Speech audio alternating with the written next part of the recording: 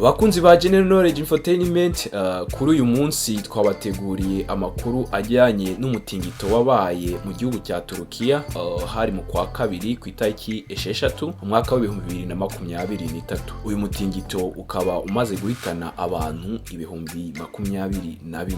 Turi buze kurebera hamwe impamvu uyu mutingito wahitanye abantu benshi, ese ni kubera iki. Ikindi tuza kurebera hamwe, turi buze kurebera hamwe ese ni ubuhe bwoko bw'imitingito, ese umutingito bawupima bate.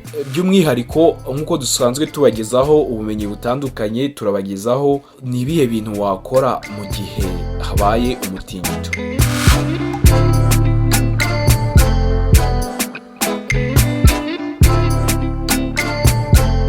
Uyu mutingito rero wabaye mu gihugu cya Turukiya na Siriya ungana na magnitude zingana na 7.8. Twababwira ko magnitude ni urugero bakoresha bapima imbaraga z'umutingito.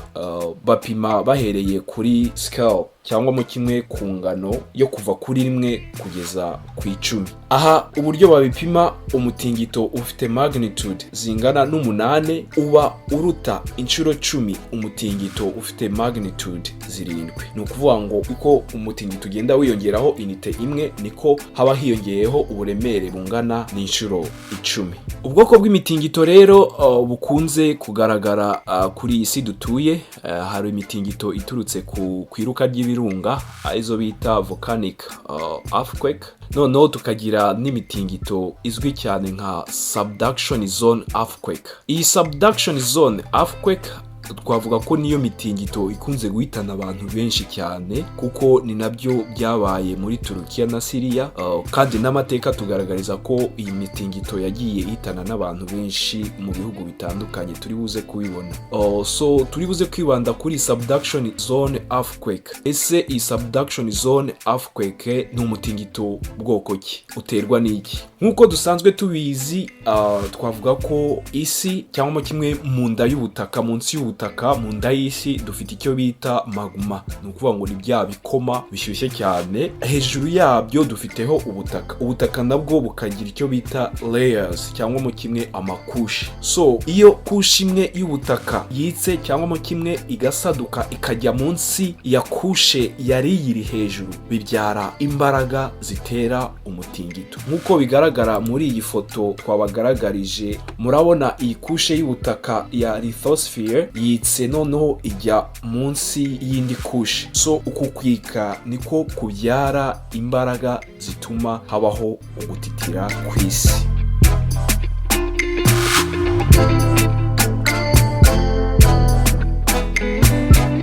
Uyu mutingito rero wa subduction zone earthquake wabaye muri Turukiya, bivugwa ko wishe abantu benshi bitewe n'igihe wabereye. Ni ukuvuga ngo wabaye mu masaha ya saa 10 z'igitondo mu gihe abantu benshi bari bakiryamye. Uyu mutingito rero wanibasiriye agace karimo abantu batuye mu mazu twakwita n'amazu y'amanegeka.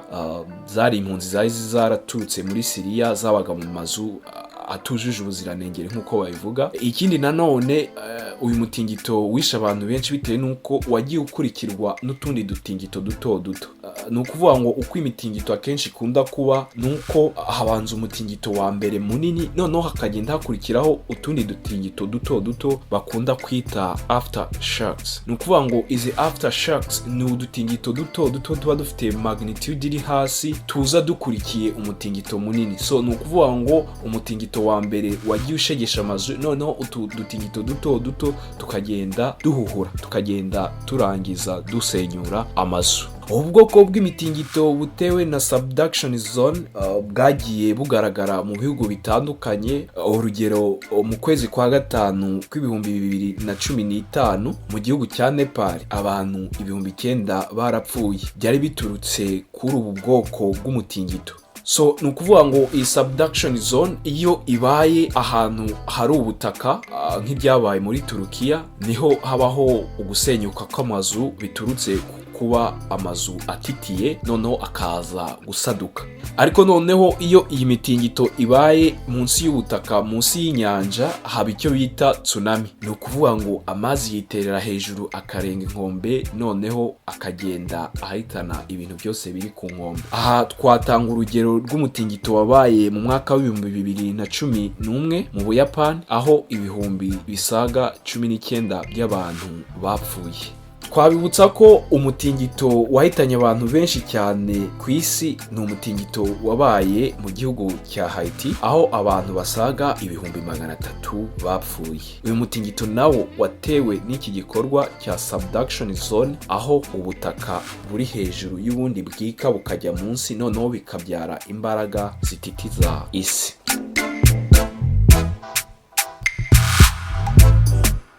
None se niki wakora mu gihe habaye umutingito? Mu gihe uri mu nzu ni ngombwa kugumaho uri.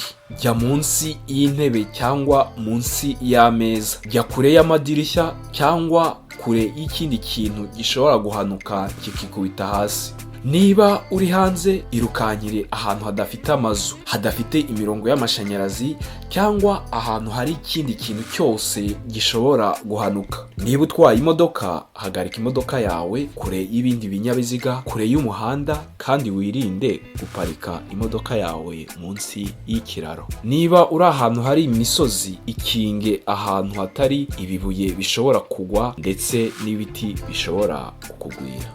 Mwakoze gukurikirana ibiganiro byacu, ntimwibagirwe gukora subscribe. Tubifurije amahoro n'uburumbuke byo gukora byose.